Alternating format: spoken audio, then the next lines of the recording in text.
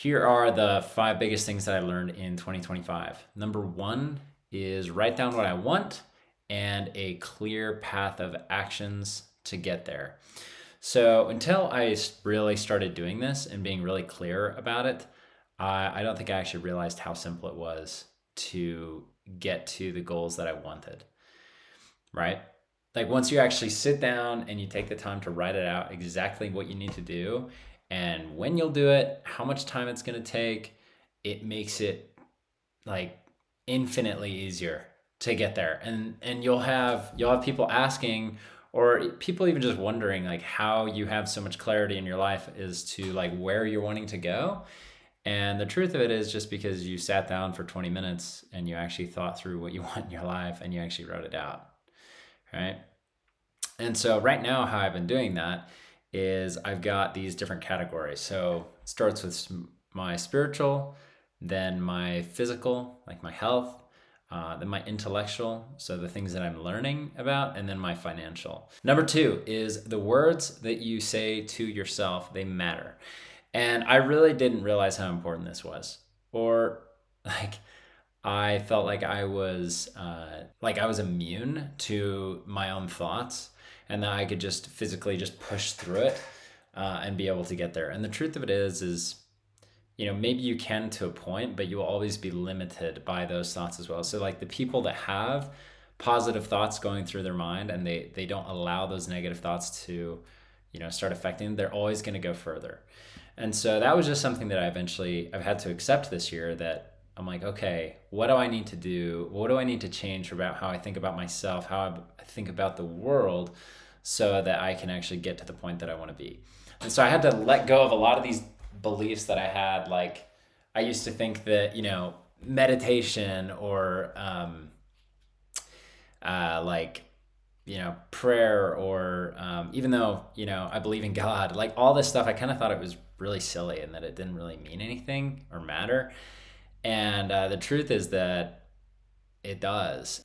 But what I found is that as I've been more watchful of the words that I let into my mind and how I speak to myself, then I end up performing better, like in my job. And I watch better what I eat. I watch better how I spend my time. I'm not like scrolling on my phone all the time. And yeah, yeah. And so I'm focusing on the things that I'm putting in my head.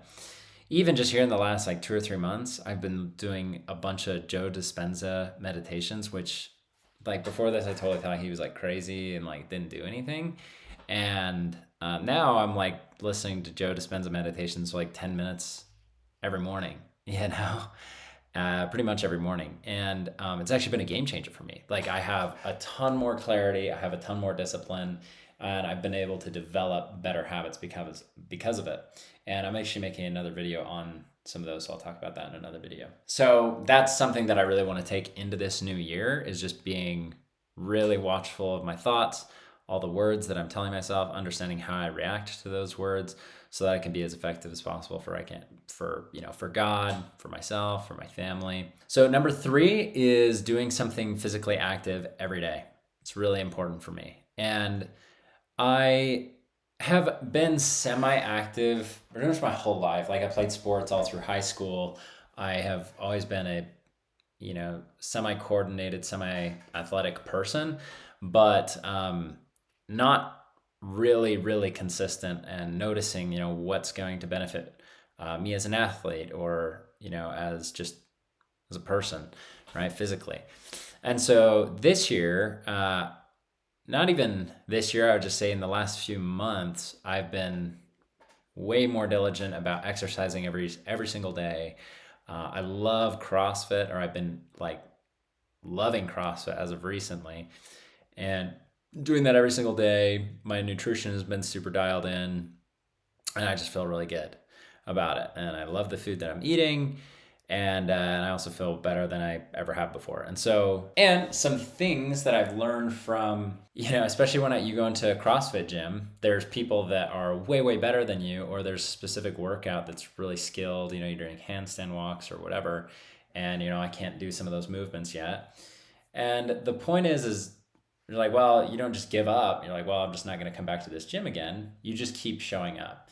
And I've realized that with a lot of things in business, like there's a lot of things that I'm not really that good at yet, right? And I still haven't been able to get there. But that doesn't just mean that I give up now. It's that I keep showing up, because most people, they're not going to show up. They're going to give up because they get overwhelmed by comparison to the other individuals, right?